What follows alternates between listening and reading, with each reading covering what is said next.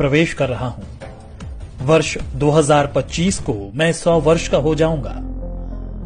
वर्ष 1925 में विजयादशमी के दिन नागपुर में डॉक्टर केशव राव बलिराम हेडगेवार जी ने मुझे संघ रूपी जिस बीज के रूप में रोपा था, तब किसी ने भी नहीं सोचा होगा कि मैं एक वट वृक्ष बन जाऊंगा। आज इस वट वृक्ष की कई शाखाएं राष्ट्र निर्माण कार्य में लगी हुई हैं। संघ के प्रथम सरसंघ चालक हेडगेवार जी ने अपने घर पर 17 लोगों के साथ गोष्ठी में मेरे गठन की योजना बनाई थी। इस बैठक में हेडगेवार जी के साथ विश्वनाथ केलकर, भावजी कावरे, अण्णा साहने, बालाजी हुद्दार, बापूराव भेदी आदि लोग मौजूद थे। मेरा क्या नाम होगा, क्या कार्य होंगे, सब कुछ समय के साथ धीरे धीरे तय होता गया। उस वक्त हिंदुओं को सिर्फ संगठित करने का विचार था। यहां तक कि संघ का नामकरण राष्ट्रीय स्वयं सेवक संघ भी 17 अप्रैल 1926 को तय हुआ।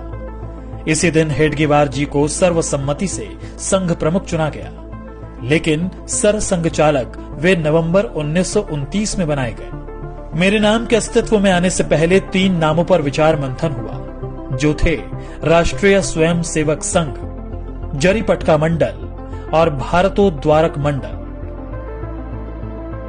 जिसके लिए बाकायदा वोटिंग भी हुई।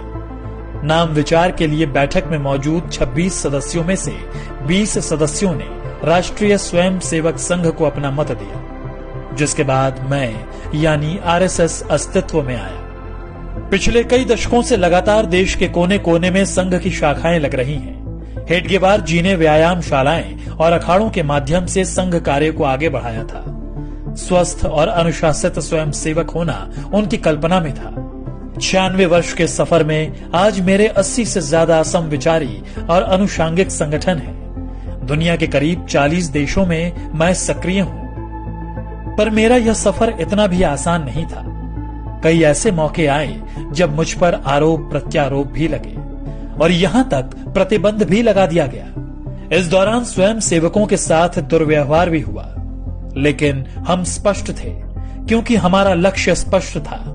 हम सम और विषम परिस्थितियों में एक समान बढ़ते रहे क्योंकि लक्ष्य बड़ा था। संघ के विरुद्ध दुष्प्रचार के बावजूद समाज का एक बहुत बड़ा वर्ग ऐसा भी था जो संघ के समर्पण को देख रहा था और समझ भी रहा था। यही कारण था कि जिस परिवार को संघ के स्वयं सेवकों की मदद किसी न किसी रूप में मिली, वह सदैव के लिए संघ का हो गया। मैं तो अपने कार्य पथ पर अपने स्थापना के साथ ही निरंतर चलता रहा।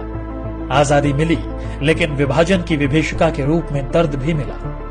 रास्ते कठिन थे, मगर मैं रुका नहीं। अपने राष्ट्र और सनातन सुरक्षा के लिए मैंने तब भी 3000 कैंप्स लगाए और अपने बंधु भगिनियों के साथ चला। वर्ष 1962 में जब चीन ने धोखे से देश पर हमला कर दिया, तब मेरे परिवार के स्वयं सेवकों ने बखूबी अपना राज्य धर्म निभाया और जान पर खेलकर सरहदी इलाकों में रसद पहुंचाने में सेना की मदद की। इससे प्रभावित होकर तत्कालीन प्रधानमंत्री नेहरू ने 1963 में गणतंत्र दिवस की परेड में संघ को आमंत्रित किया। स्वयं सेवकों ने उस गणतंत्र दिवस की परेड में पूर्ण गणवेश के साथ भाग लिया और अपनी सादगी सात्विकता से सबको अवगत कराया था। इसके बाद वर्ष 1965 में पाकिस्तान से युद्ध के दौरान भी स्वयं सेवकों ने महत्वपूर्ण भूमिका निभाई। तमाम विरोध और सभी कठिनाइयों के साथ संघ अपने पथ पर निरंतर आगे बढ़ता रहा। आपदा हो या युद्ध, मेरा संकल्प भारत समर्पित। कभी 25 स्वयं सेवकों से शुरू हुआ संघ आज विशाल संगठन के रूप में स्थापित है। बिना स्वार्थ, तन मन धन से दिन रात राष्ट्र सेवा, मानव सेवा में स्वयं सेवक जुटे हुए हैं।